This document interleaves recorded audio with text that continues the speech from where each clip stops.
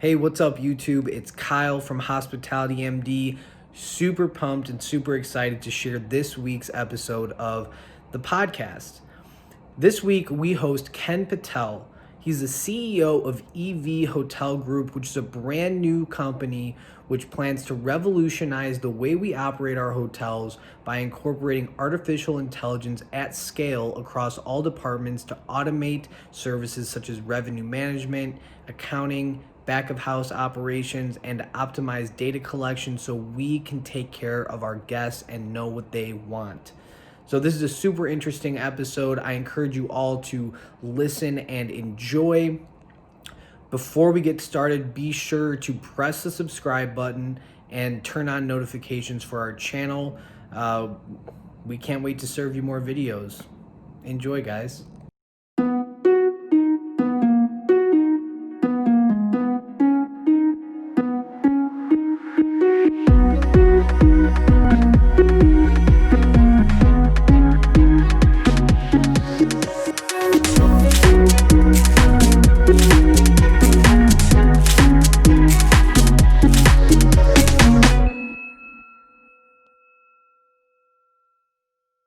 Ken Patel, welcome to Hospitality MD, and thank you so much for joining us today on the show. Thank you for having me. Yeah, it's my pleasure. And it's now your third podcast of the day, so we'll make sure that we try and hopefully it's a little bit it's interesting for you to keep you engaged. For those listening, be sure to check out David Mignano's podcast, Be My Guest.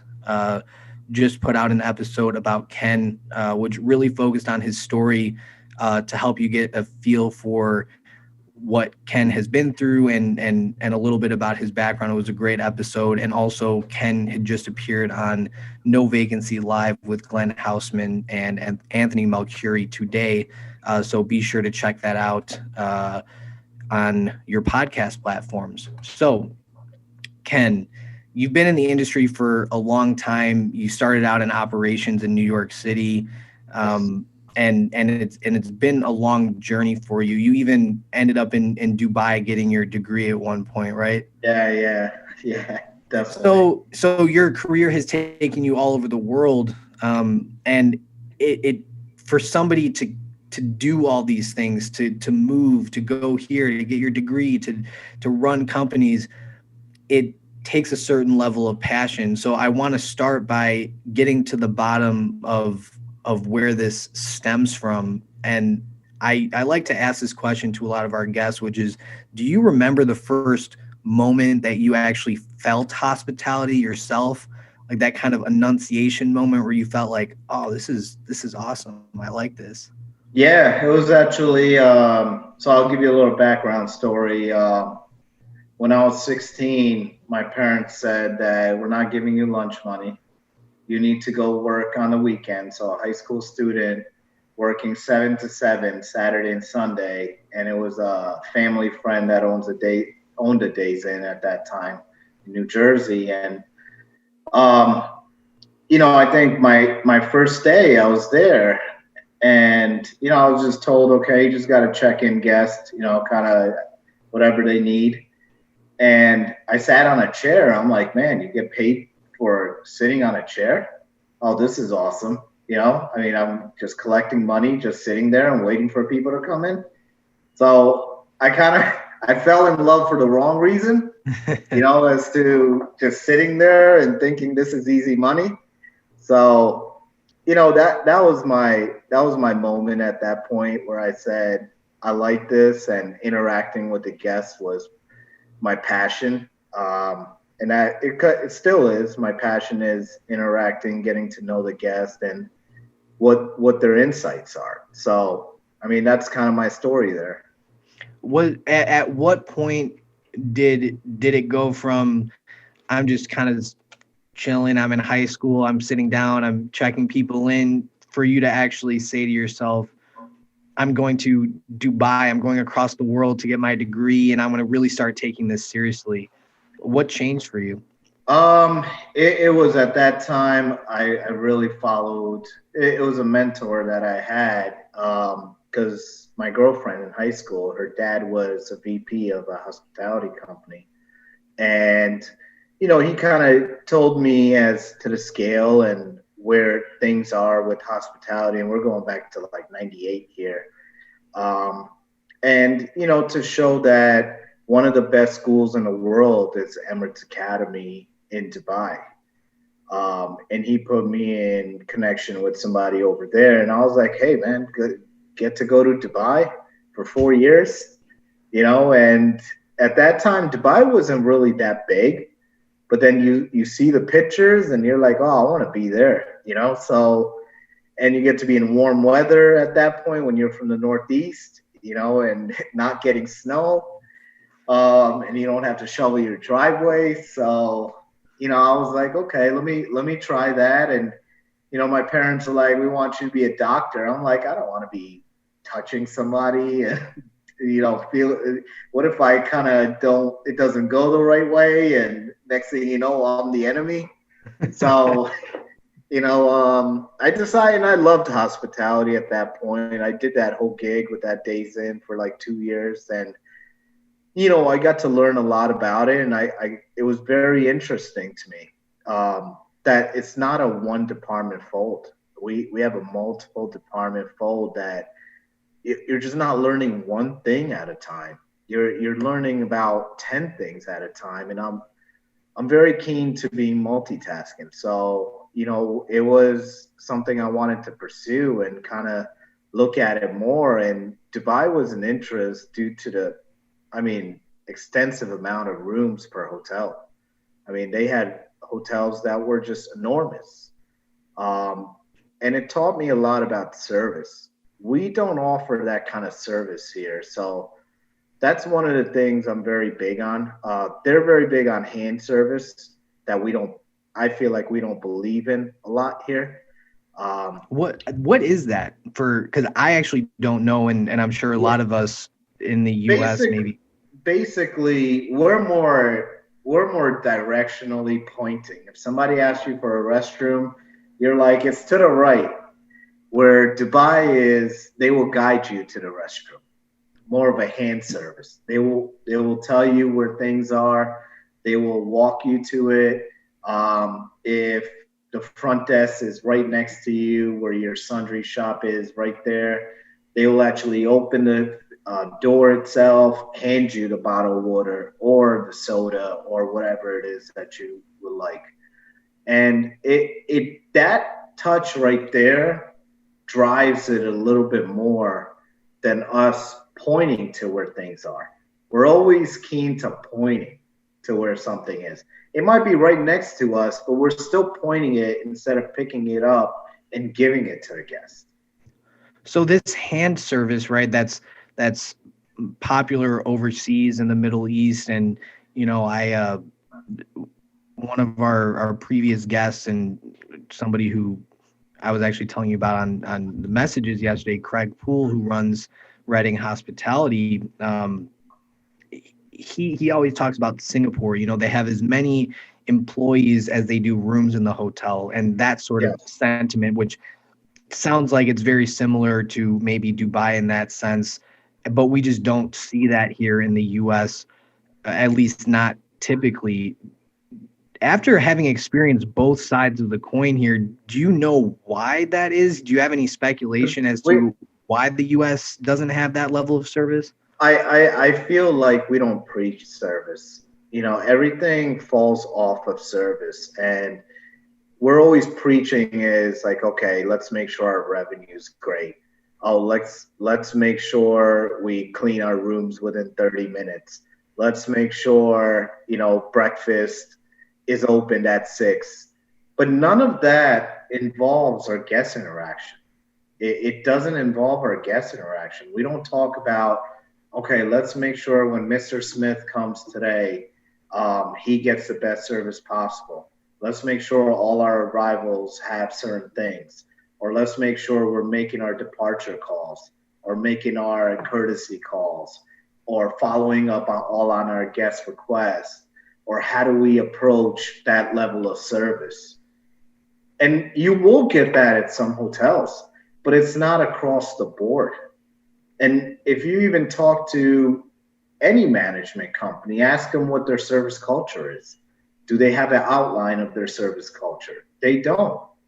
It's unfortunate that we don't. The brands itself, yes, they have service culture. They have to do it to stay on top of these hotels, but the hotels don't preach it, but the brands push it to be preached. But individual entities itself are not preaching that. And that's where we falter, where it's the other way around, where the individual entities preach it. Is like, okay, if, for instance, I'll give you an example, and this is something that has happened. And I actually was on an internship at this point. Is in Dubai, we had a guest where we only had 3 cribs at that hotel, and we ran out of 3 cribs. They put a request in for a crib that they were supposed to get a crib. Now, for example, there, the person went out to a local store and bought a crib, expensed it, and then the guest got the crib. Now, that same example here would be like, okay, unfortunately, we don't have the crib. We'll see what can happen, what we can do. Let me call my GM, figure out what we can do. Oh, we can't get the crib. We don't have any more cribs. It's a simple resolution as to go get the crib, expense the crib. What does it cost you? $100? Are you going to need that crib again? Yeah, you'll probably need it again sometime. Yeah, are you going to be brand compliant? Are you worrying about being brand compliant, or are you worrying about to make sure the guest is taken care of? I don't think the brand is going to knock you down for not having a brand compliant crib at that point. So I think that's where we falter, is we don't come up with a quick resolution. The quick resolution, quick thinking, that to make the guest happy is to give them a quick answer. It's so telling what you're saying, because I'm thinking about this interaction right here, and I feel like I've lived it so many times in watching, teams at hotels. I feel like I've lived it as a guest before as well, which is, the verbiage that we all love to use. I don't, I'm sure you don't, but in general, unfortunately, cribs are based upon request. And those requests are not guaranteed. So, that request that you put in is it's just a request. It doesn't matter. We don't care is essentially what they're saying. And I agree with you. I think it's also, we have a very, we have a culture of like individualism that can be damaging at times, because, people, I think in the US, somebody might say, like, if you use the example used about the water bottle and grabbing that from somebody out of the sundry shop, somebody might say that's demeaning. I'm not somebody's servant. I'm not going to do that, because why can't they get it themselves? And I think it's just a difference in an attitude. We have a culture of individualism, which if you do anything to make yourself seem like you're below somebody, then it's a negative thing. I personally would disagree with that. I think that, just like Gandhi said, you can lose yourself in the service of others. I would see nothing wrong with providing that level of service to somebody. But I think, with that culture of individualism, plus the thick hierarchies that exist in hotels and management companies that make that quick decision impossible to make at times. And, being a part of that hierarchy as well, I'm sure you've seen how that can, maybe isn't always the best. And that's where, everything that I've preached for God knows how many years now, is going to come to life, and now we're going to be able to put it into the plan. And that's why we've got so many people interested, is to give them the level of service, give them the level of probably the gratitude that the guest deserves, and know the guest. We're just not, now it's just not, and it goes back to that hand service topic. our only hand service to the guests currently is like, okay, do you have a driver's license? Do you have a credit card? And that's basically our hand service, you know. And at that point, we're not teaching our agents on how to handle things with our guests. You know, we're just not teaching them the right way as to, okay, welcome to XYZ hotel. You know, how was your day? I mean, just the basics. I think the basics we faltered with because we are so keen to making sure, oh yeah, let's just fill this position because we need somebody to check in our guest. We need somebody to clean our room. We need somebody to be there for the breakfast in the morning. And we forget to teach them the world of hospitality. And I think that's where a lot of the things have happened. And for the last 10 years, everybody's emphasis has been on revenue. And there's nothing wrong with that. Obviously, we have our own revenue management software, and we built it based on what we see and what it can do. But revenue only comes when your scores are great. We're in the world of social media. Reviews matter. The reviews matter to the owners. Reviews matter to the brands. Reviews matter to the GM and the employees. So if the reviews matter, why aren't we being more focused on how to train our staff, how to operate as a hotel?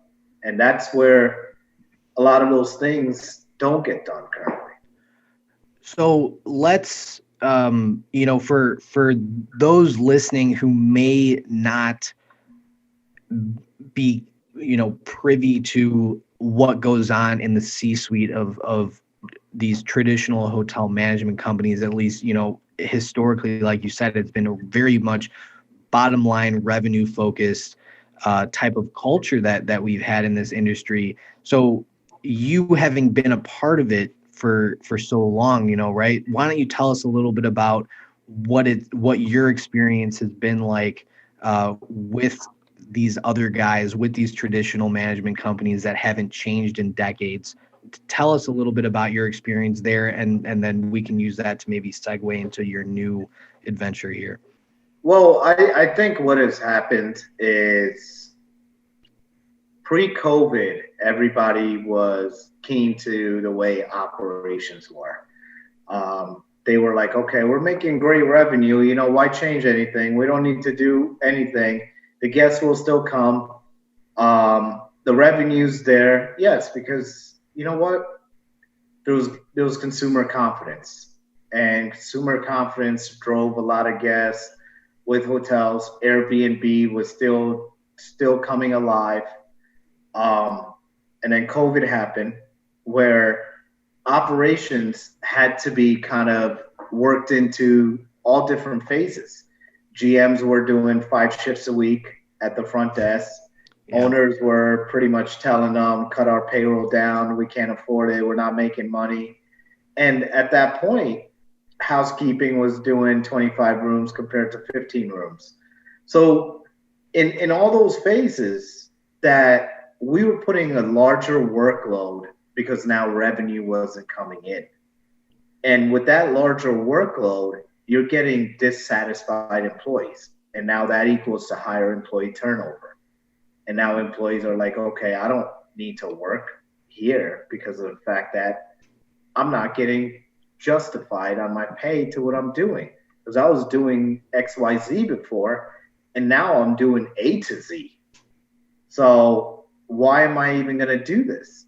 So, and in a lot of cases with a pay cut as well, right? And a lot of places slash people's pay. So A to Z with less money than you started with. Right. And I think it goes back to what I look at a banking model, right? At banks, tellers don't get paid enough. At hotels, front desk agent and housekeeping, and obviously other departments don't get paid as well for their level of service. Now, that doesn't mean that, you know what, we got to pay more to get better help. No, it just means that you need to look outside the realm.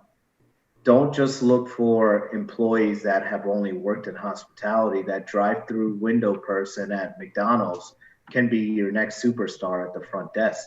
But that only happens with good onboarding. And the onboarding, as I was saying before, what we consider our onboarding and the HR departments that consider the onboarding is, let me see your social security card. Let me see your driver's license. You've been onboarding. You're good to go. You start tomorrow. You know, and this is like uniform essentially across the industry right now, yes. and has been for who knows how long. Right. And the proper way of onboarding somebody is to make sure we go to the A to Z model of it, right? We go 20 years ago, 15 years ago, is making sure what the department structure is, what the responsibilities are, you know, following through after a week, how you're doing, is there any questions, you know, watching what the brand means. If you ask somebody that has even worked in a hotel, and this is a true story, okay? If you asked employees of the hotel, you sit them down for a day of just onboarding about the brand. And that's what I mean, onboarding about the brand. What does the brand stand for? You know, what is the brand about? A hotel, an IHG property I was at, I'm not going to disclose it because this is obviously my years. I was setting up with meeting with the regionals, and I was like, you know what, we're struggling with the scores. We need to do something. Oh, should we kind of go in with some disciplinary action? I'm like, no, that's not the way we look at it. So let's set up a day where we put up a projector, pull up the whole brand videos, take them from the brand sites, pull up the brand videos, and let the staff know about brands. And I was like, I want to be there. So I was there. I think the first question in that presentation was, what does IHG stand for? And the entire staff said in-house guest. So What? Yeah. So I mean, this is kind of man. This is kind of where we are as an industry, and I can guarantee you, you will have that same result at most of those hotels. No one will be able to tell you what Hilton means. No one will be able to tell you what Marriott means, and no one will be able to tell you what IHG, Choice, Wyndham. You go down the line. They don't know the brand identity. If an employee doesn't understand brand identity, then what are they working towards? What are they working for? And that goes, and I look at Chick-fil-A for a reason. Chick-fil-A does very well. They're very service oriented. They preach on service. And it's clockwork. You go through that drive-through of a Chick-fil-A, you will know that you're at a Chick-fil-A. You will not get that level of service at any other fast food chain because the way they operate, they preach it. And we don't preach it. And we are going to get back to that level. And that's what EV Hotel Group is about. We preach. That's the irony. That's the irony of it, man. You go to a fast food restaurant and you're in a drive-through and you're getting better service than at these hotels where it's supposed to be a magical world, that an escape from reality, essentially. And just, you know, another point here too, in my opinion, and maybe you'd agree or disagree, I feel like when we're talking about this onboarding and, you know, we have directors of human resources that are, you know, just peddling people's social security and inputting data into their HR portal, but they're not being creative. Like a director of HR is a highly skilled position. Yes. Where, you know, they specialize in the psychology of onboarding and making it a pleasant experience, and how that initial onboarding is a ripple effect to their, you know, how long they stay with your company and how engaged they are. So the director of HR, they've got their wings clipped, and they're doing this basic kind of transactional onboarding, and then they're sending them to the director of housekeeping or the front office manager who has absolutely no idea how to onboard somebody. Not to downplay the operations department heads, but they don't know what the director of HR knows, and they get sent to those department heads while they're simultaneously trying to run the hotel and expect them to get a proper onboarding. I've shown up for my first day before where the department head looks like a deer in the headlights when I walk through the door because they forgot I was starting that day because they have so much other stuff going. Yes. It sucks. It's very true. And I've seen tremendous amount of director of HRs, HR directors. I mean, name it, whichever person's in HR, they don't create the proper onboarding tools.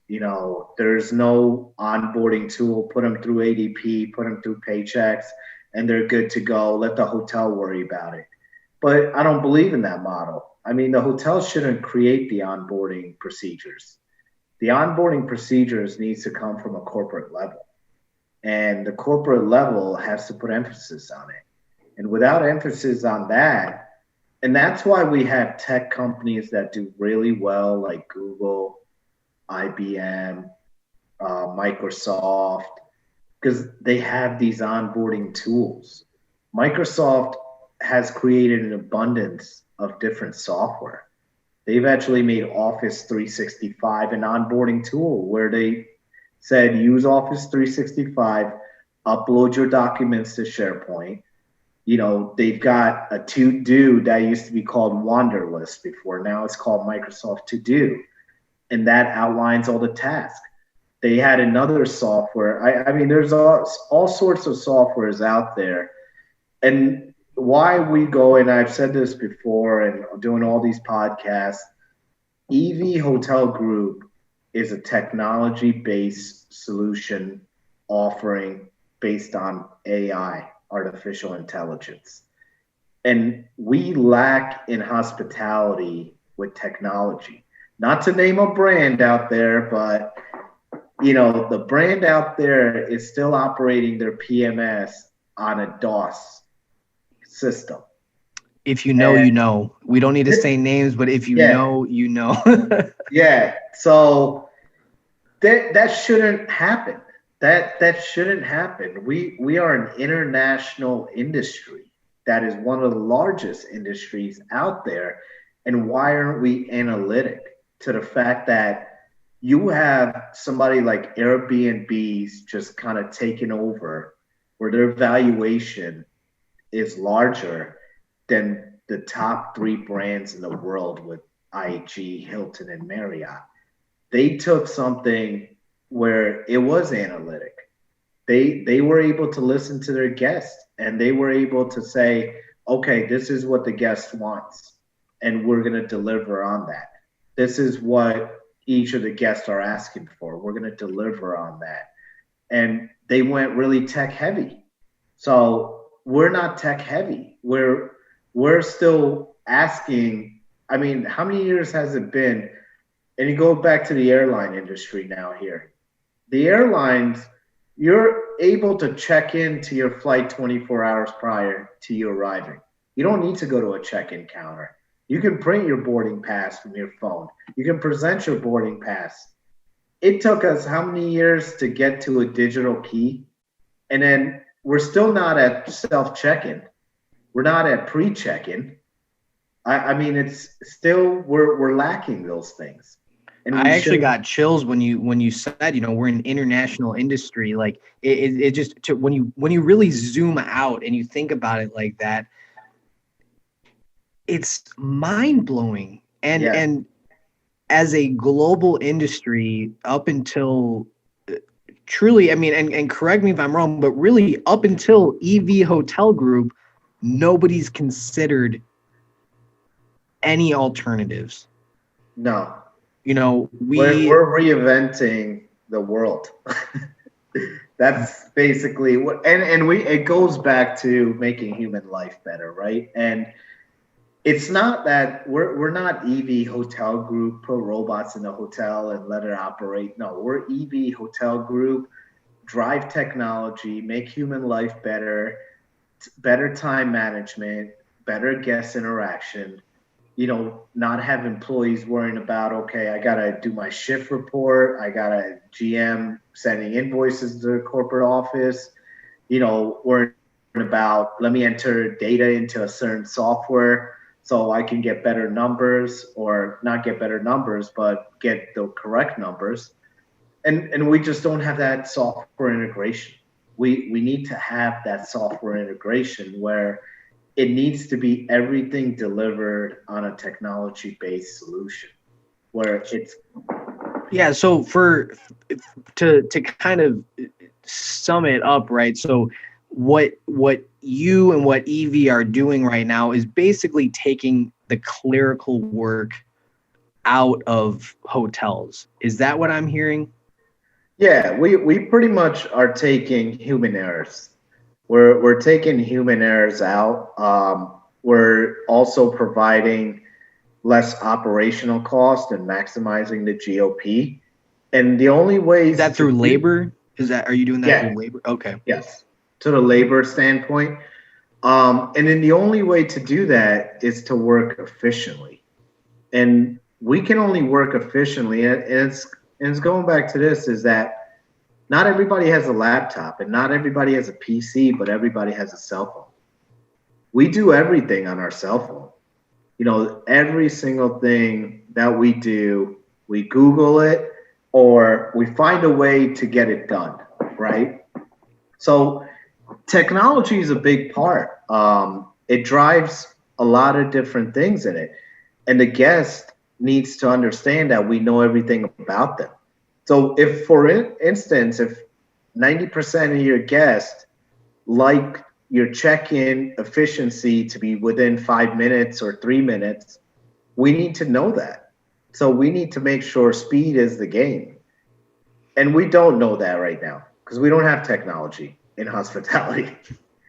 Well, so what do you say? Because there's people who are going to say, the naysayers, right? Who are going to say technology has no place in hospitality because, hospitality is about connecting with humans. It's cannot be replicated, right? And I know you said you're not bringing robots into hotels, but I think there's a level of fear that some people have when you hear this kind of rhetoric, because when we juxtapose the DOS-based PMS system that everybody's used to, and then you hear somebody say we're bringing AI into hotels, that's like, whoa, kind of might be a radical thought to a lot of people. So what do you think of the naysayers who would say hospitality has or technology has no place in hospitality? Well, think about this, right? I'm not inventing AI in hospitality. AI has been in hospitality. AI is on booking agents. AI is in your computer. AI is in your PMS. AI is basically everywhere. It's already there. As when we look at it, AI is already delivered on guest scores. When they fill out the survey, they're giving you data and analytic. We're not driving around it. We're just looking at that data that's in front of us and we're like, oh, this is great. But how do we drive around it? Like, we don't know that the guest itself likes pizza. We don't know the guest itself likes a certain thing. That's what we need to focus on, is the AI version of it, where it's like, okay, do our guests like to be at a certain standpoint? This is when they want to check out. Does 80% of your guests check out at 9 a.m.? So why do we have our checkout time till 11 a.m.? So now it cuts down that 2 hours that we can efficiently get housekeeping and clean those rooms and save 2 hours of labor. So right. So you're actually, it's almost like you're kind of taking this data, right? And this is coming from, I would imagine, your PMS system, right? So you're kind of seeing, okay, when does that room actually physically get checked out in the PMS, and you're actually aggregating it and reporting it. Yes. Correct. And And so it sounds like something that we should have been doing a long years time ago. It yeah, doesn't sound long, like, it's obviously what you're all, doing is revolutionary, right? But it uh, doesn't sound like it. It sounds like yeah. common sense.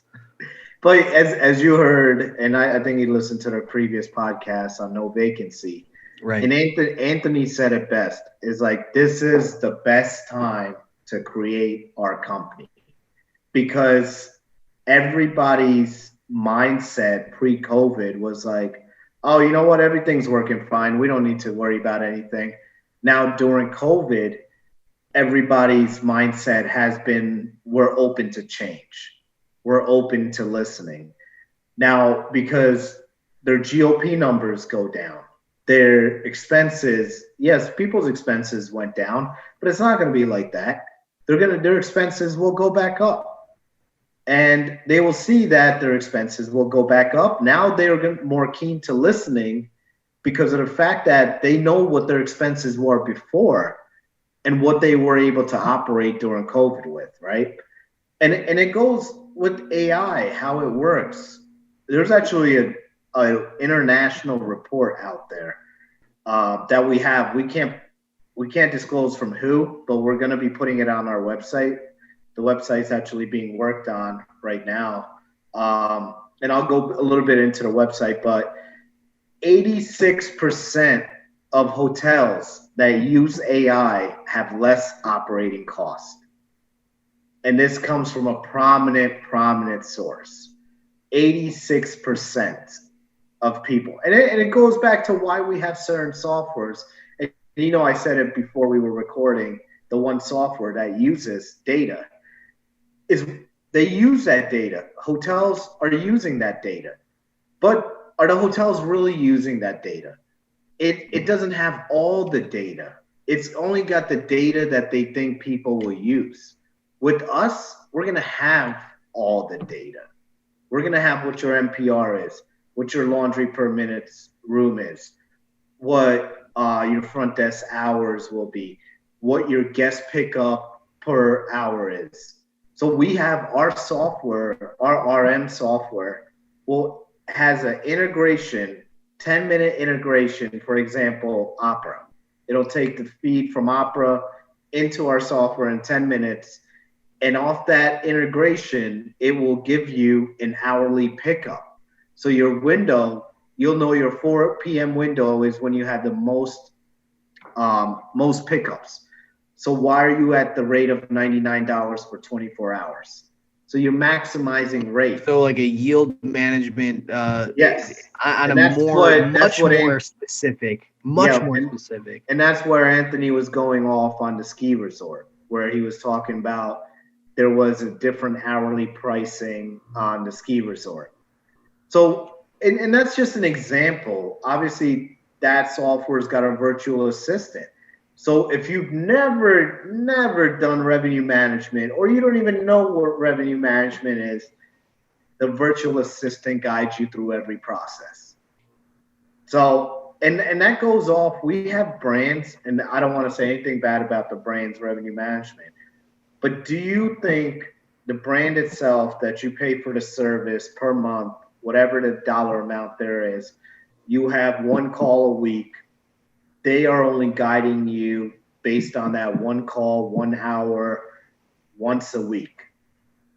It's not giving you the whole forecast for the entire week. And I call revenue management a great revenue manager, or a great revenue management tool only gets utilized if you consider yourself to be a revenue trader. It's like the stock market. You will only play with the stock market if you're good at day trading. Because once you know that stocks hit the candlestick, or it's about to hit a candlestick, and what a candlestick is a straight green up. And you're going to go ahead and buy that stock. Now, if we know our pickup window at 4 p.m. is getting in 20 reservations. So for the 23 hours, we're going to be at $99. For that 4 p.m. window, we're going to be at $119 at that point. Now, is your corporate revenue manager going to have that data? No, they're not. Because all they're doing is looking at the market share, and they're looking at where everything is as in one. So Well, they're and like, even the new stuff that's come out, I think it was 2019 or even I think maybe even 2020, Hilton came out with Global Revenue Optimization, and you I I did the training for it. I used it, but I don't think that there was anywhere near specific uh, no, data that what you're describing here, to where you're going to be your rates will almost changing by the minute, even if needed. yeah, by the minute, if you choose to. If you choose to, you can change it by the minute. You can change it. Hourly is the best format, and it's only one example of what we're doing. I mean, we have another software that is a partnership where we would take the phasing out, as in how management companies and even corporate companies have regionals that go to the hotel and they're like, let me inspect 5 rooms, let me do this, let me do that, let me check the breakfast, do you have this right, you know. And yeah, you might not be able to talk to the staff and interact with the staff, but we're in a virtual phase, right? So this software will put up a 50-page report based on 400 different questions and outline the entire hotel. Like, it'll basically say that, is your breakfast cooler at this temperature? How was the breakfast presentation? Inspecting 10 rooms with, it's bigger than a QA would happen. So each room would have almost like 20, 30 questions attached to it. So something in that analytic portion of it, then it would print out a score. It would give a score with about 100, 200 pictures. So it's almost in a way that we take out that one phase that we don't need to have that one position. And now this makes our GM operate in a better way, with them thinking, okay, I have somebody coming to my hotel and I can't do my job, or they're overlooking me, and whatever that might be there, right? But that's just a small phase of it. It does a lot more than that. But it's not only the interior portion. Now you've got an exterior portion. Now they can have still a regional if they want it. Do you want to pay for that? Now, do you really need to pay for that? It's almost, it goes in all different phases, right? It's where it's going to drive it in a different way. And now, not only that, and I don't want to concentrate more on a regional role, but now we're setting you up for passing your QA. And we're setting you up to know that your hotel wasn't doing well in housekeeping, wasn't doing well in breakfast or front desk before the scores come out. So you have not 90 days to correct it, because by the time the ownership gets a guest relations fee or failing a department, that's the only time it gets corrected. We're going to have it corrected less than 30 days because we're going to have reporting analytic data on it. Well, and how many times have you been at a hotel in an operations role, or even overseeing your hotels, and you get the email, right? QA is going to be here in 2 days or whatever. Yeah. And then all of a sudden, you know, oh, the director of housekeeping was off that day. You got to boom, you're coming in. We're calling people up. Make sure. I was one hotel. I showed up in the morning. QA was there, and they handed me a thing of whiteout, and they said, go up and go over the grout on the showers with this whiteout. Because and that was the kind of level of hysteria that occurred when QA was coming. And this was like, oh, QA's here. Go into the binders and forge your signature on all these, the bright-hearted binder and whatever the hell it was. So it's just hysteria every single time. It's like, it's almost like you're going to take the stress out of QA for these hotels. Yeah. So, and it's perfectly said. And one of the questions on that software alone is a grout clean. So no whiteout needed then. No, we don't need that. Okay. We've covered everything. Trust me. That's why there's 400 questions. We covered all the phases. And that's where we make guarantees. We can make guarantees because we've covered everything. We've had test hotels, and we're very, I would say, we're very convinced on what we can do based on what we have, providing the leaderships that we have. So those items itself, we know what we're capable of doing and how we would be able to drive it. We know that other companies don't have what we have because their emphasis isn't on a full boat management. Their emphasis is on let's get as many hotels, let's get our management fee, and we're happy with it. We'll hire a Right. GM, we'll put a GM in there, and let them rock and roll and pay the GM whatever X dollar amount. But at that point, there's no support structure. They don't have a certain way to operate. And they don't have like, okay, how do we handle when the scores are going down? They're like, okay, yeah, we'll do it. But the ownership is happy because the revenue's up. They're really not caring about the scores are up. And then they want to tackle with the brand that, oh yeah, we're not paying you this fee.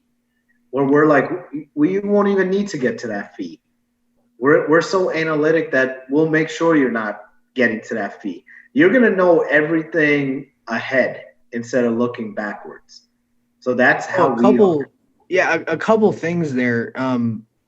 So I thought I heard you mention on maybe it was David's show or another one that were all of the hotels with EV, are they going to be owned by EV as well? Like, I'm just wondering, are you going to do owners No, hire you like a traditional management company in that sense, or are you owning all of the properties? How would that work?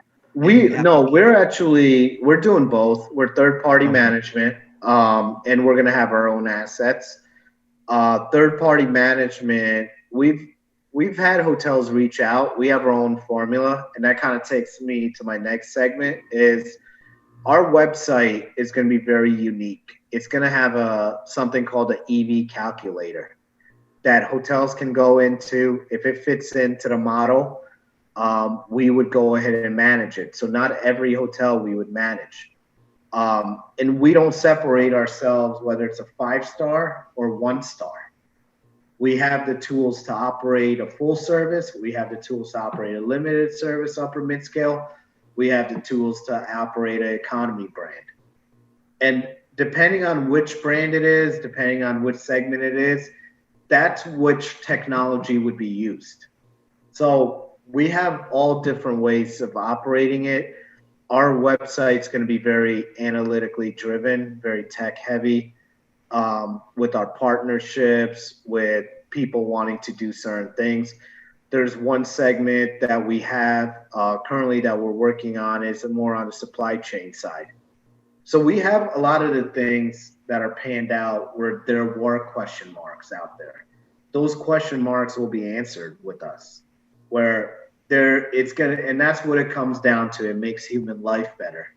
It makes the guest interaction better. It makes the employee engagement better. So it develops a lot of the things that the hotels did not have before because there were just these question marks, right? As to, okay, we need a front desk agent. How do we get a front desk agent? Now, are you just putting the ad up on Indeed and you find the next best candidate and you hire them? No, we have a solution to that. So there's a solution to that problem too. So we put up all the problems and then we created all the solutions to it. And that's how we were able to come up with different things. And that goes on our relationships internationally and domestically. As we looked at a lot of hotels. I mean, we looked at tremendous amount of hotels internationally to see how they operate, to a lot of hotels that operate here currently.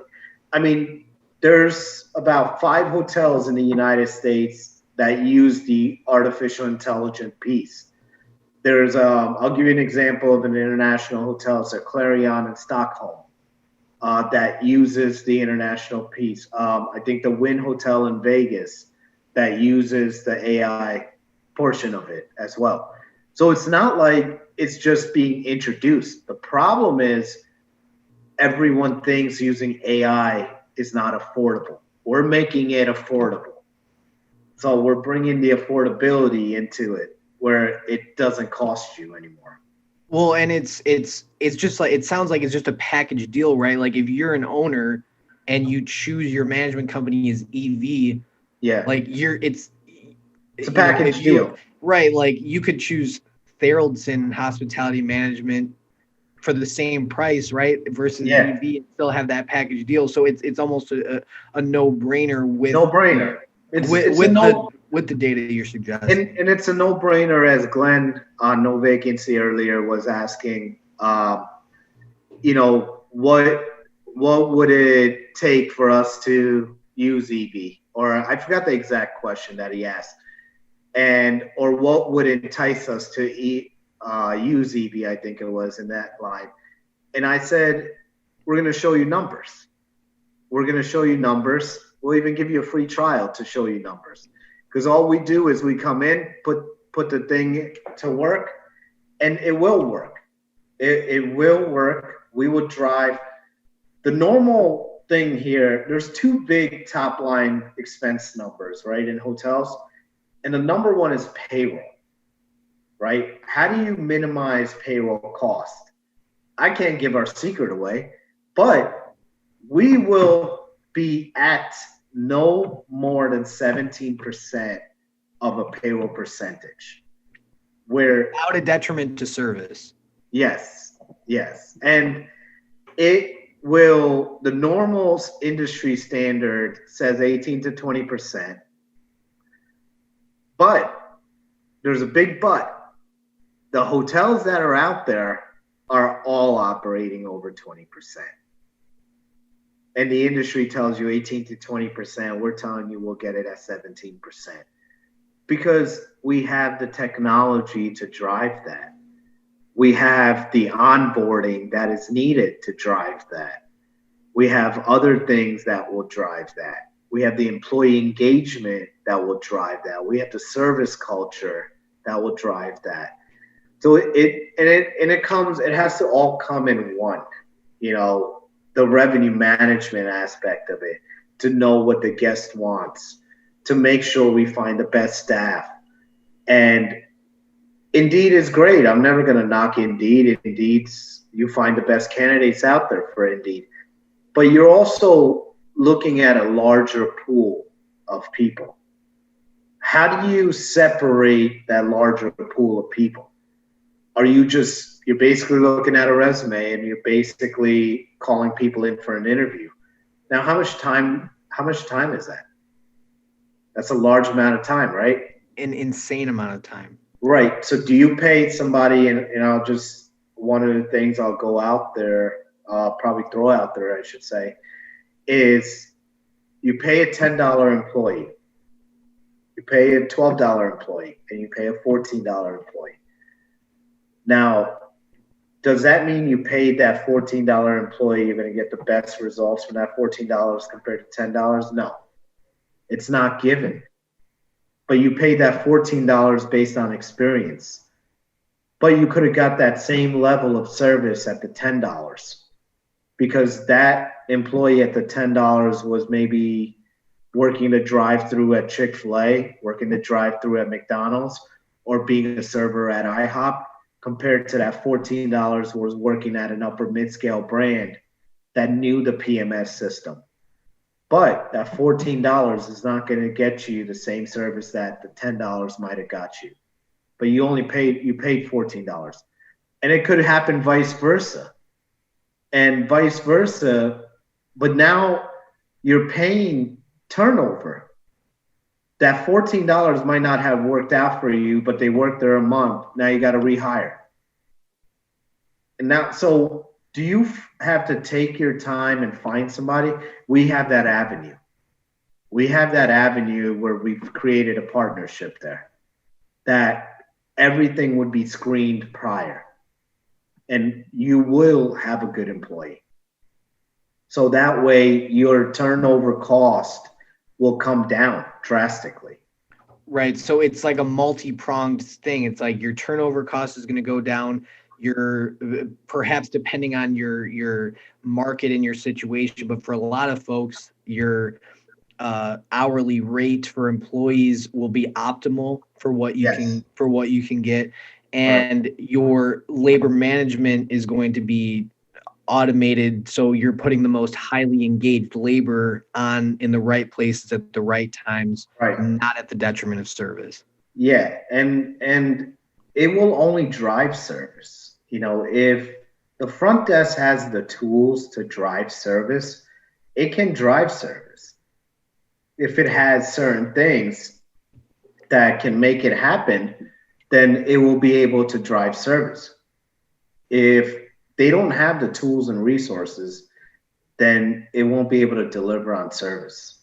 So that's kind of where things are with that, you know, and I feel there's, and it goes back to, it's a minimal cost to hotels.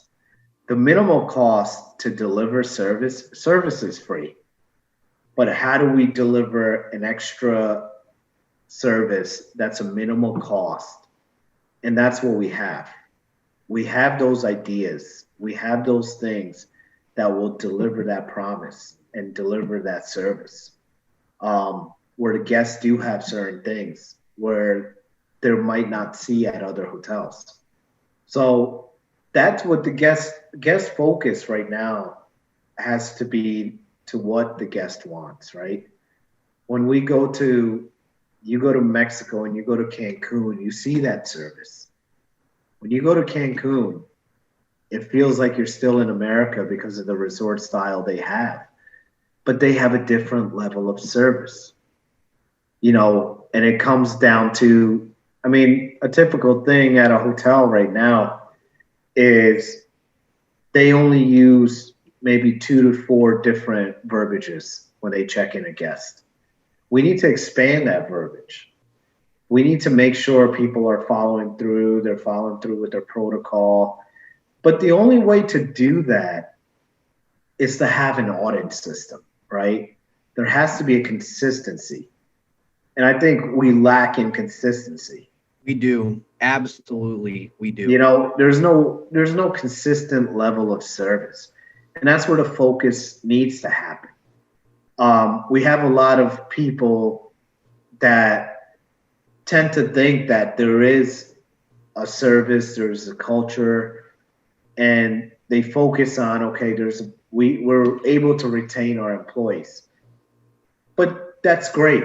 We can retain our employees, but our service still isn't there because we can't have 10 hotels have great scores and then the other 10 ones don't have great scores. That means we're failing at our service culture because it's not being preached. Right. You're retaining your employees, but if your employees aren't giving good service, yeah, it's almost a failure that you're retaining those employees. Exactly. You shouldn't be proud of that. Yeah. And I've seen that. I've myself seen it. And, you know, it's just not knocking anybody down, but that's kind of the philosophies don't work. And for us to listen to, and I look at it this way, right? We have a survey system.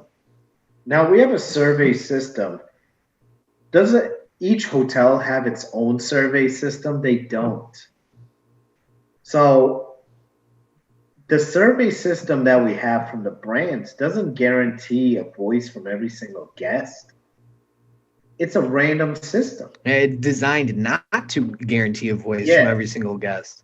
Right. And to the fact that, so when a hotel score is at 80%, is it really at 80%?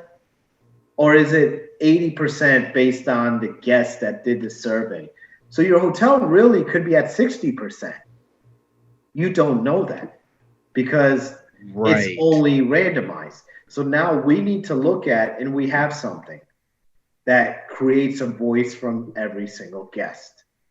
So, and that's where we're focused on, is we want not one guest, and that's what I said before. We want to knock it out of the park, and we want all avenues of the guest. You know, we want to know every single guest of the hotel what their thought process are and what their expectations are, and how did their stay go. I almost feel like you could take this and start your own brand rather than Pretty franchising. much. Like it's a powerful enough thing, and the way that it sounds like you've thought through it all with your partners, that it could maybe actually destroy some of the major brands out there over time in application of doing this well.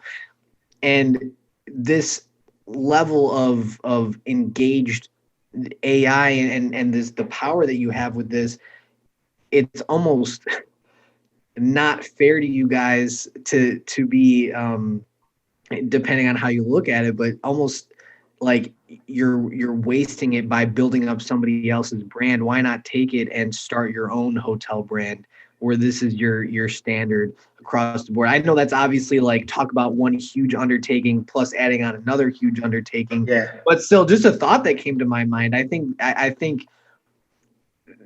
that sort of application could really do well to quickly elevate a new brand into the marketplace. It could, and I was telling you previously that we're in conversations for a merger.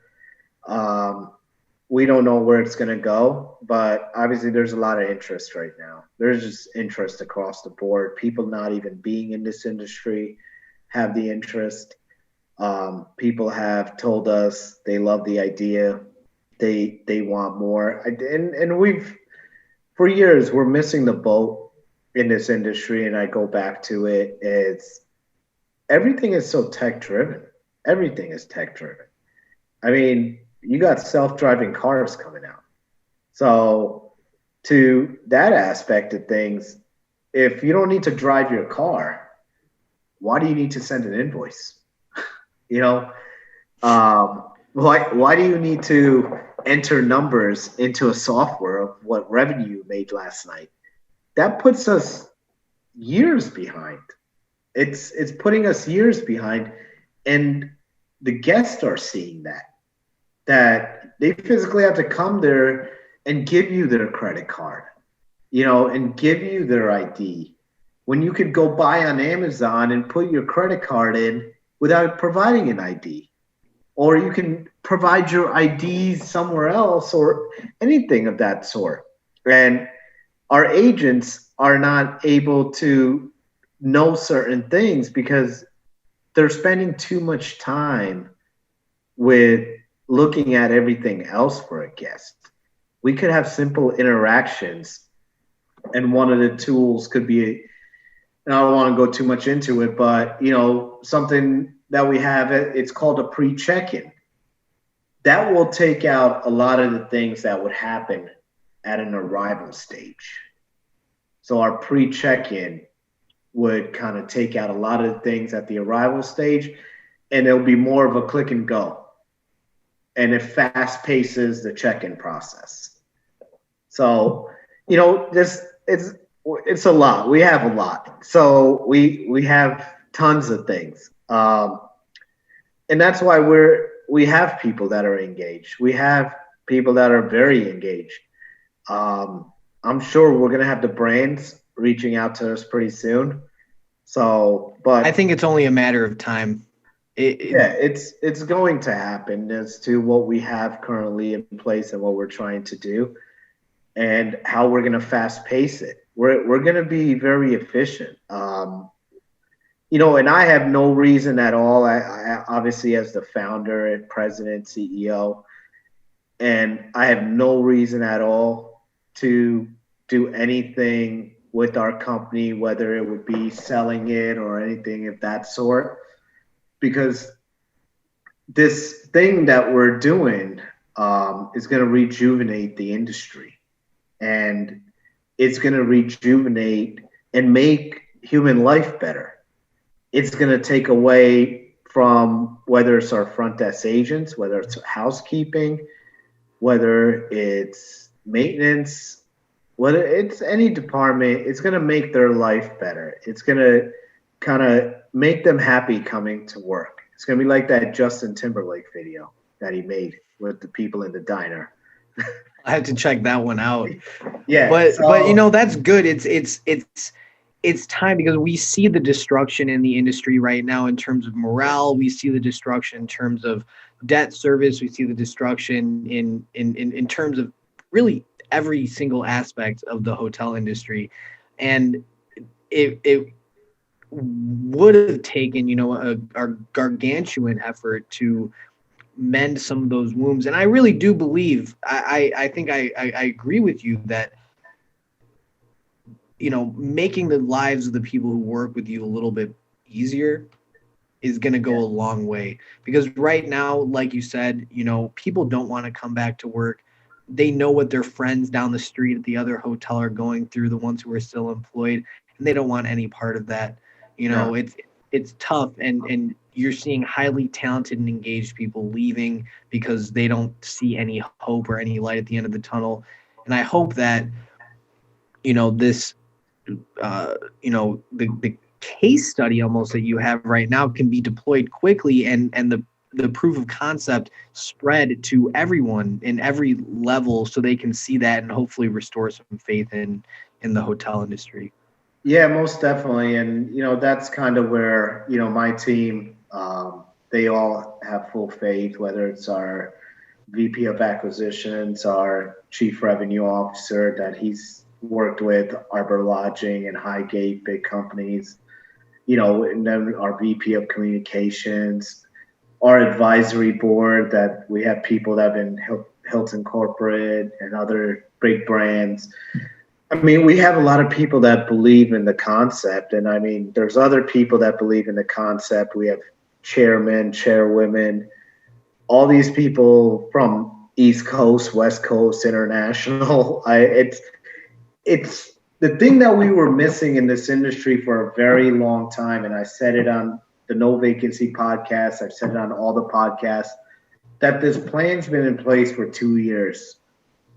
The thing is, to get the people on board, it took COVID, and I'm sad to say that it took COVID, but fortunately it took COVID to get all these players on board with it. And because that's where everything opened up. That's where the operational habits came into place. That's where it's like, okay, this isn't working. This isn't working. And we have to implement something else to make it work. We have guests that were upset about certain things because they felt like this wasn't clean, that wasn't clean. Why is there no breakfast? You know, front desk agents kind of leaving the keys on the desk, walking out. Housekeeping's like too many rooms to do. GMs doing 5 shifts a week. All those things, it was a ticking time bomb for the industry. And eventually it was going to happen. The run of like 12 years of the ADR at enormous levels, we're not going to see that for years. You know, we're going to see occupancy going up, but that means the labor costs are going to go up. So now you have to control labor. Now, guest insights are going to be very detailed now. The guest insight portion of it is there's certain guests that are going to want something, right? Right now, every time you make a special request and you make it through the brand site or you make it through Expedia or any of those other channels, by the time it lands to the hotel doesn't even see it. The hotel has no idea. They don't even see it.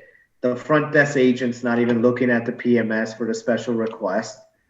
And that also goes on onboarding. But we need to have something that we reach out to the guest prior to that. And we have that. So we have these tools. We have these resources. And everything has been carefully thought through. And I said it's 2 years in the making.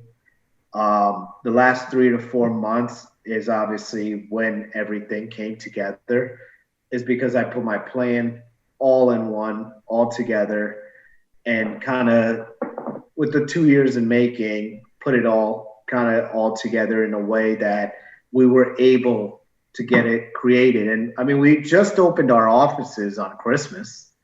So, I mean, Nice. Congratulations on that. Thank you. So, I mean, we're about what? Less than 2 weeks, you know?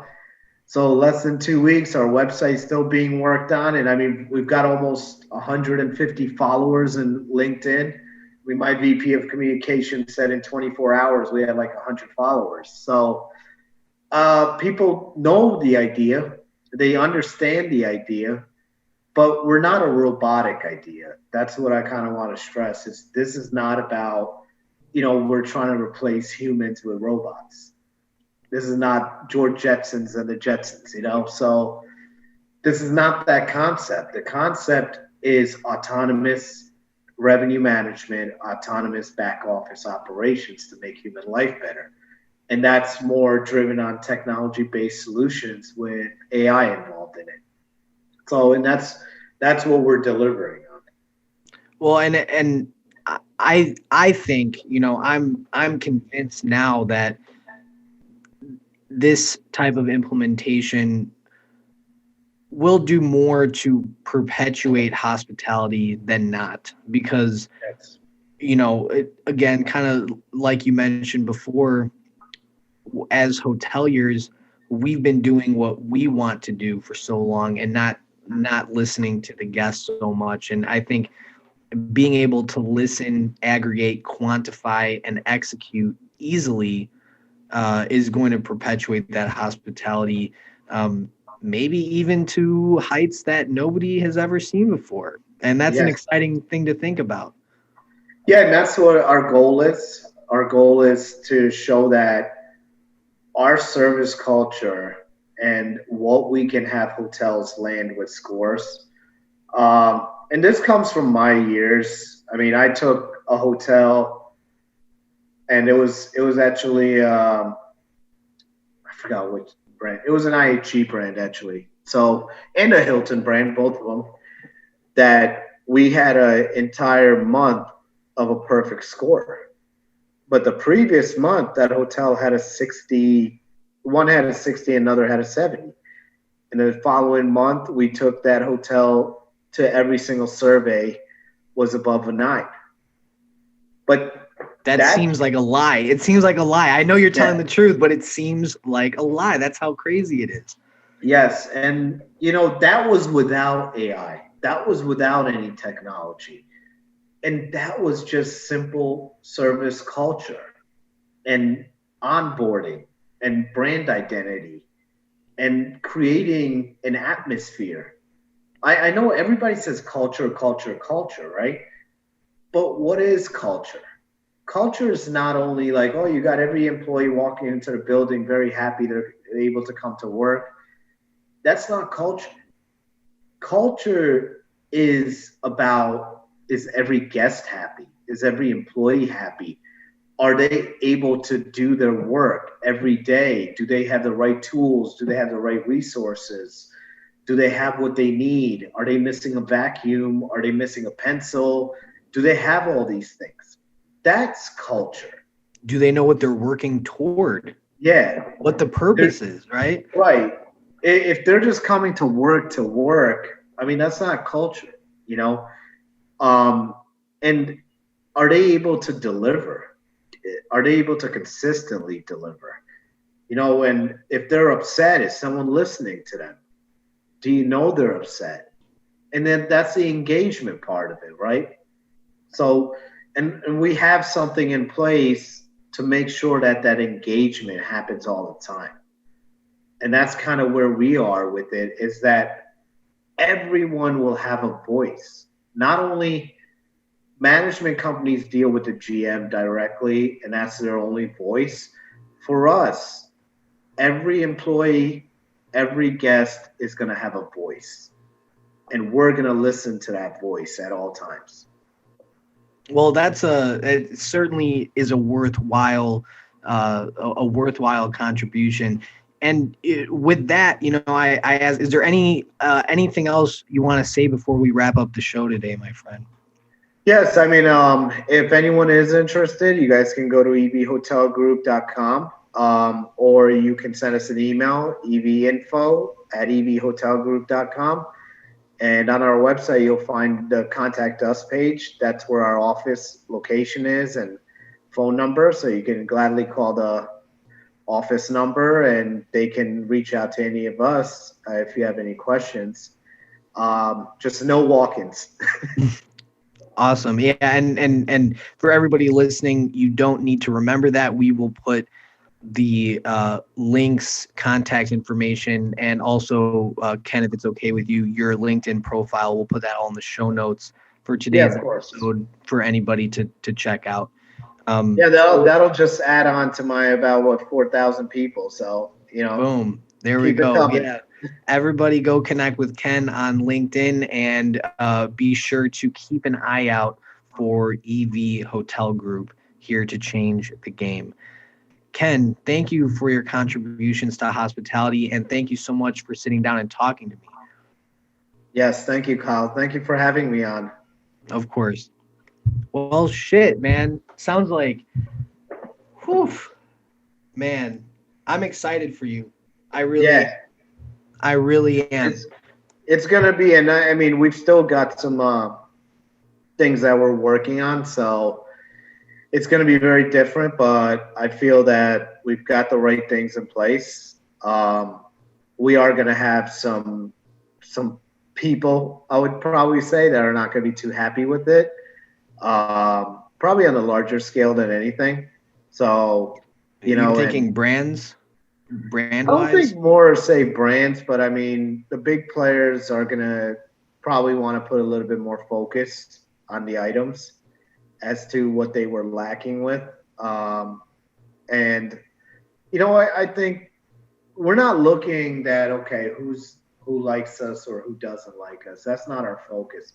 Our focus has always been and always will be is how do we make human life better? Yep. And how do we focus on our guests? How do we focus on our employees? And kind of go away from that strategy of like, okay, there's always got to be disciplinary action. There's got to be proper onboarding for you to provide disciplinary action. You can't discipline an employee because they just didn't show up for work. Obviously, there's a reason why they didn't show up for work, but I mean, if there's a consistent pattern, yeah. But analytically, where are you with your onboarding? Where are you with listening to what your guest wants? If your guest is saying that they didn't get any eggs today or the eggs weren't well done, now can you just blame the employee for that? Because at that point, if the eggs weren't well done or if there weren't eggs there's another problem. And that's what we want to focus on. We want that guest insight. Is that, okay, if there's something that's not working, if they don't like those eggs, there's another option. Or if they don't like the way their room is being cleaned, now there needs to be a level of service that we need to provide. And that level of service needs to happen that, okay, the employee itself needs to have the proper tools. The proper tools comes down to, is the vacuum they're using is no good? Are there some other things that we can help them that might not cost money? It might cost money or it might not cost money. So it needs to come down, and that's where AI comes in, is that we're able to dissect that information and become very analytic. We're able to go into, we would have an analyst that would dive into the brand scores. And what I mean is like, take one item, bring it down to another item, break that another item into 3 items, and we'll be able to become more analytic. So their overall score can be 90, but we'll be able to find out, was their speed of check-in at 60? Why was their speed of check-in at 60? So we'll be able to tackle that issue. So that's right. So if it's not at 100, what's bringing it down? Even if it is at 90, because a lot of times, right now, if it's at 90, everybody celebrates and ignores the 10% that's missing. Right. So, I mean, I see it's a pursuit.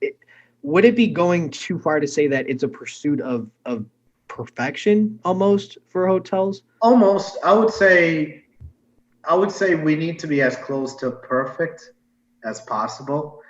Doesn't mean we'll get there. Sure. But great is good too. I mean, excellent is good. Great is good too. So if we're at 90 in every single category, our expectation is to be at 85 in every single category. That's what our expectation level is. We'll love it to be at 90, but we know there's certain line items that I've gone to and got with our team, with our analysts, that said we need this line item to always be at this score, or it's going to bring the top tier items down. And that's where we concentrate on. So how do we make that one line item always at that score? Is to have certain protocols in place at all times.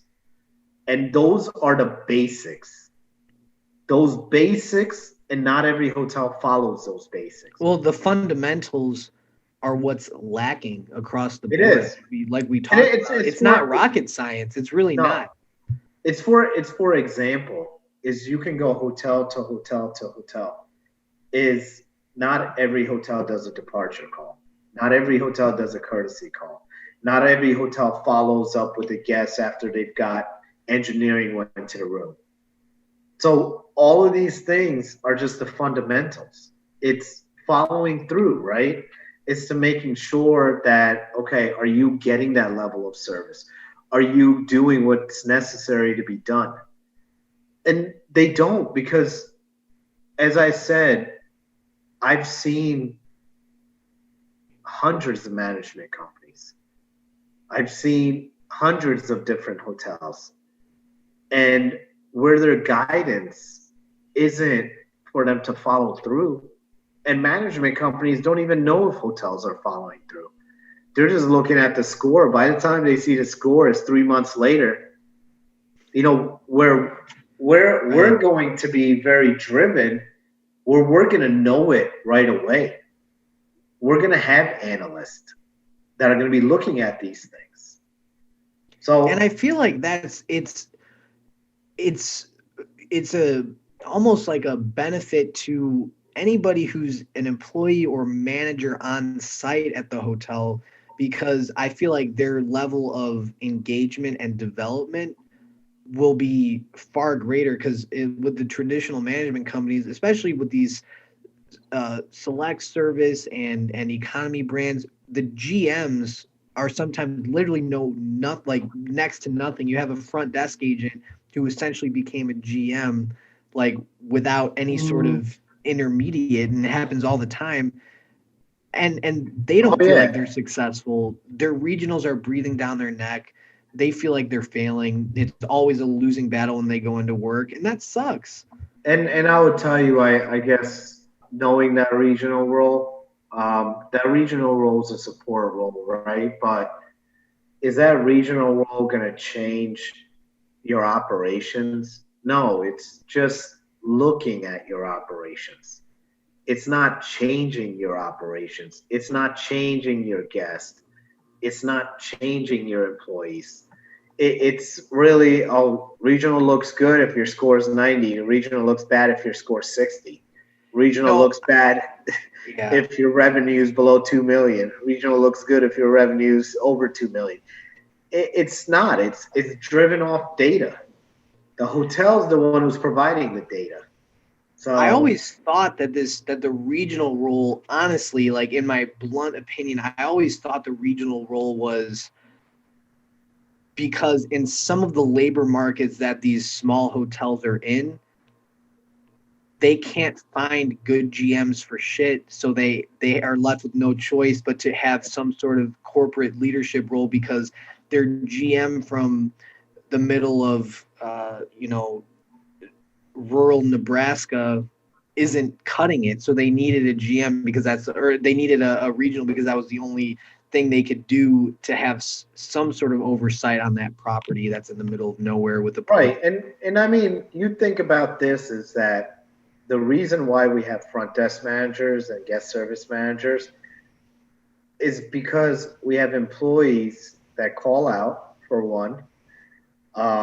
Second, our service isn't good. So somebody has to answer all the service related issues, and that has to be your guest service manager. But why are you having service related issues?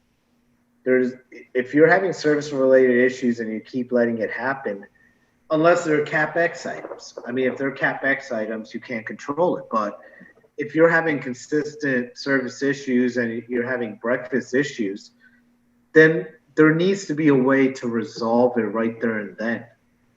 You can't wait till you get your monthly scorecard and say, oh, wow, I got a 60 in my breakfast. No, you had a 60 all along. Yeah. Yeah. You know? And when it comes to these CapEx items too, I can't help but think, like these larger properties in urban markets that are unionized, right? Where their labor cost is through the roof, like out of control. And properties are deteriorating because there's no capital improvements because their labor cost is through the roof, and they can't get rid of the obsolete positions because of the unions. So the guest walks into their room and a carpet tack goes through their foot. I mean, I've seen it happen. It's insane, and I think that implementation like that could help long term. And I would tell you, and this goes back to one of our other software. So everything ties in, is what you said, CapEx items, right? So with that one software, as I was telling you, it's got 500 questions. So it eliminates your issues to know someone else knowing about a problem. Let's say the shower's not working or there's a broken tile. Now we would know way ahead of time that there's a broken tile in that room, because nobody wants to be part of whoever's doing that. They're not going to be known that, okay, if the tile's broken in that room, they're going to have to let everybody know that tile's broken. But it also puts the hotel in the situation that, okay, everything always can't be inspected, right? That's why we do PMs. Every room has to be PM'd every quarter. So that's why you get that room PM 4 times a year. And that's what would come in it as well. So now everybody's going to be held accountable. There's a better accountability. When there's a better accountability, there's a better employee engagement. So, and that is what everything ties into one. And that's where we would know. Because sometimes there's a broken tile in a room nobody knows about for 6 months. Or someone else will know about it. The only time we'll know about it outside of that is it lands on a survey. And you know what? Even sometimes there's hotels that won't read the surveys, won't respond, or they just don't care enough. There are hotels where the GM or AGM will read the survey and ignore the problem that is there. And that's where we can only continue to happen. Yeah, and that's where we also will create a better online presence. So all these things tie in. They're all the things that are lacking. It's just lacking. That's why when I hear bigger hotel management companies, when I hear they're doing well, and my biggest question is, what are they doing well? Because the complaints I'm getting, and these are complaints I'm getting from owners, is that they're pissed off with their management company, but they can't get out, because they're in a contract. But that's the thing, is these management are they upset about is it like they're the owners that are talking to you, are they saying they're not earning their base fee? Like, do they just not feel like there's any value with the management company right now? Is that like, what are you hearing? Well, there's no value due to the fact that they might be getting revenue, but especially now they're going to complain more because what they were doing best was giving revenue or getting revenue. Now they're not even getting that. So obviously they're looking at their scores and expense. The management companies don't care about what an owner's expenses. They're just spending it. And we have a way to control that. So, and it ties into our whole formula that we didn't miss a beat. There was nothing we left out. So we kind of tied it all in. Now it's more about, okay, who's going to want to sign on to the deal? And that's kind of where we are with it. We have people that are interested, but then there's people that have their management companies. We Right. have other models that when people bring us deals, they get one of our models. So we're doing it a certain way that when people bring us deals, that's where we'll open up some things for that person itself. Do you still need more capital? Yeah, I mean, we're always open to the capital. We're always open to the capital. The more, the better. And we offer equity into the company as well for the capital. So, and there's other people that are raising the capital. So, I mean, we're always up for a capital piece. We have guys that have asked us, to what kind of dollar amount. And we tell them, we're like, it doesn't matter to us what dollar amount, the more the merrier for us as to, Sure. we could care less if it's 5,000 or 5 million. We want everybody to be involved in our company and in some capacity. So they could say, it's like the stock market, right? You feel good when you own one share of Tesla. Now you're an owner. Right. So, and that's kind of our motto is we want you to be an owner of something, and you can be owner of EV Hotel Group at that point. That's pretty cool. I guess, do you guys know, like, how much are you willing to sell out of the company because you're still in the startup phase? Like, how much equity are you willing to sell off the bat? Well, right now we have 20% equity that we can put out there. And that's kind of what That's kind of like the last chunk that you're willing to let go of, is this 20%. Right. That 20% equity equals up to, I think, a million shares of the company. So that 20% of equity will equal up to probably about 1 million shares. I would have to get with our lawyers about that, but I think that's about the dollar amount that it's at. But, the valuation right now is probably on a smaller scale. So this is kind of the best time. Even companies that do want to sign up, I mean, they're getting crazy, crazy deals from my VP of acquisitions. But I said probably after the first 5 or 10 hotels, no one's going to get that type of deal. So the deals that they're getting right now, and I think it's going to be sooner or later. It all depends how much we decide and which hotels we go and sign up with. We've just got some hotels that we're looking at, some we're talking about acquiring, some that we would have an opt-out clause after 1 year. So depending on what the owner wants to do. We're not just, we're not trying to handcuff anybody. So we're telling them, if you feel that you just want us to come in, fix your operations, fix your hotel, and leave, we're good with that. So, okay, because you're owning your own assets, and obviously you'll be owning and managing the hotels using your programs. You're earning third-party management fees. But say an owner is with Aimbridge and they can't get out, could you still do business with them in some capacity? Is there any way for you to? Yeah, we could have a subscription model maybe where they can subscribe to your technology on a monthly basis or something like that. We could. We rather not. I mean, we would do more sessions at that point to bring up the levels of service. Like almost like in a consulting capacity? Yeah, we would do more consulting. We've got more calls on third party, and we're leaning towards that instead of acquiring. We feel acquiring, we want to be a different company. And I feel that management companies out there, they're like pretty much just acquiring it, calling themselves management companies and running their own hotels, and we kind of don't want that window. We want that window where, like, okay, we want to make sure that you love our service, and you hire us. We're going to make sure we get your hotel to a top 10 level, top 20 level, top 25, whatever it is. And we don't want to be part of what your end goal is. Your end goal is to have a good NOI, great GOP. You keep that. We just want you to know that we are going to be there to get you there.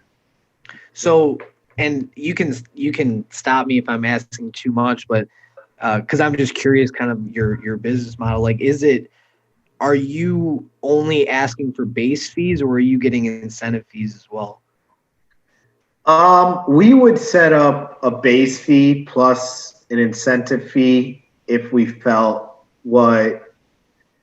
it's almost case by case, right? We would set it up on a base fee. We do have 3 different models that I could discuss. So we have a fixed base fee, we have a percentage fee, and then we have an expense and revenue percentage fee. Okay. So, and that's basically on what we could do based on your current situation. So based on your there's options for any owner out there. There's really, and that fixed fee, I don't know of any management company doing a fixed fee. Do you? I mean, I'm not in the real estate side. No. But I don't know. No, they're not. They're not. We would come in as a fixed fee. So it wouldn't matter if your revenue went up or your revenue went down at that point, you know? It really does sound like you guys are genuinely leaning into that service provider kind of. Oh yeah, mindset. we know. That's really nice. We know what we can do. We know we have a team. The team knows what they can do. We have all-star players, and everyone's on board to exactly. And we don't limit our market. We'll go South Dakota, North Dakota, wherever you want. Alaska. Right. I guess if it falls into the formula with that EV calculator, right? Yep. So we'll go anywhere. There's just not a place that we won't. We're open to all. We're talking to any brand. I mean, we're looking at all sales. We have investors that would buy outright. We only manage. So we have things in that model.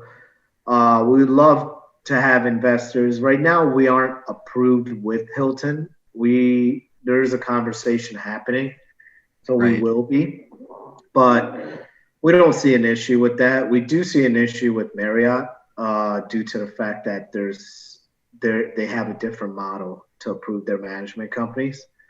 So we're not doing too much with Marriott at the current stage, but I'm sure down the line we will. Is it more? Is it actually tougher to get in with Marriott?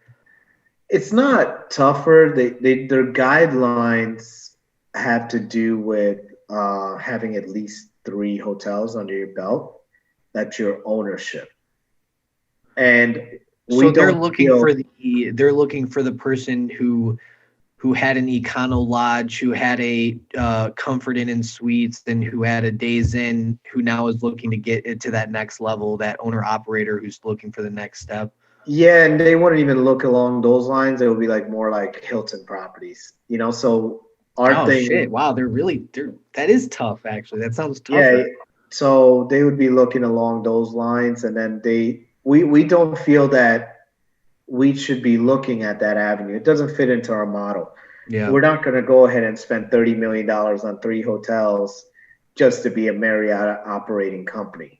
You do well enough without them, and they'll be the ones knocking on your door rather than I'm sure I have people in Marriott. They're very interested in what we're doing. So, and some of the brands we haven't spoken to yet, but they like what we're doing, and I'm sure Marriott will probably wonder what it is exactly. So, but right now we're just looking at the product itself.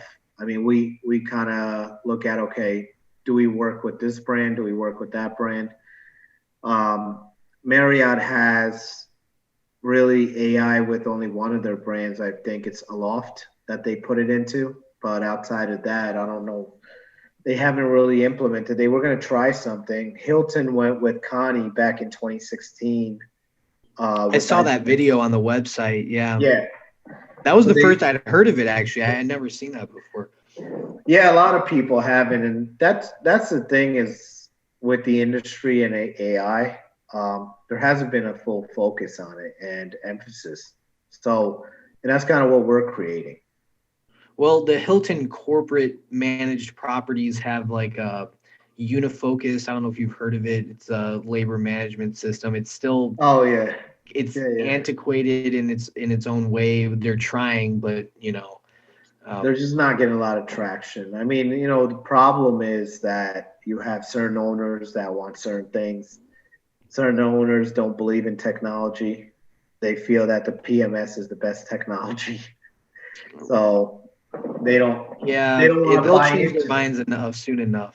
Right, and they don't want to buy into it, but that's where we feel, where when we talk to owners, we're like, you got to operate with technology. So if you are not going to, you might as well tell us. Don't call us about just making your hotel great and not operate with technology, because this is all technology driven. Right. Everything is going to be analytic, data driven, technology driven. And if you want that and don't want to see it, that's fine with us. But we're driving everything with technology. So it's going to happen. I mean, you saw it with COVID, with Zoom, Teams. The market will tell. Like it's only eventually ownership. Like obviously, this is going to be down the line, but there will come a time when AHOA says and the owners demand that these brands mandate this or something. It's going to be an industry standard eventually before we know it. Right, exactly. And I think why people haven't taken kindly to it is they've got the wrong concept. They think robots are going to take over the world, and I think they believe that it's going to create. Where also I also have this mindset that they want more human interaction. Human interaction is great, but that's not what the guests want. Guests are looking for quick responses, and AI provides quick responses. That's why we have chatbots. That's why it gives the freedom of choice to the consumer, because if they want the interaction, it's not going away. It's still there. They can still speak to somebody. If they don't want it, then they have the option, which up until now they don't have. Right. And now they're going to be able to know, if they want to order DoorDash, or they're going to want to know what's the nearest pizza. They're going to have, like Siri, Echo, Amazon, Apple, Microsoft. They've all been around AI. It's been in hospitality. Amazon's got a deal with Echo in certain hotels. I mean, we're talking to Amazon right now too, but my previous hotel had dots in all the rooms. So it's not that this is a new concept. This is a concept for a management company.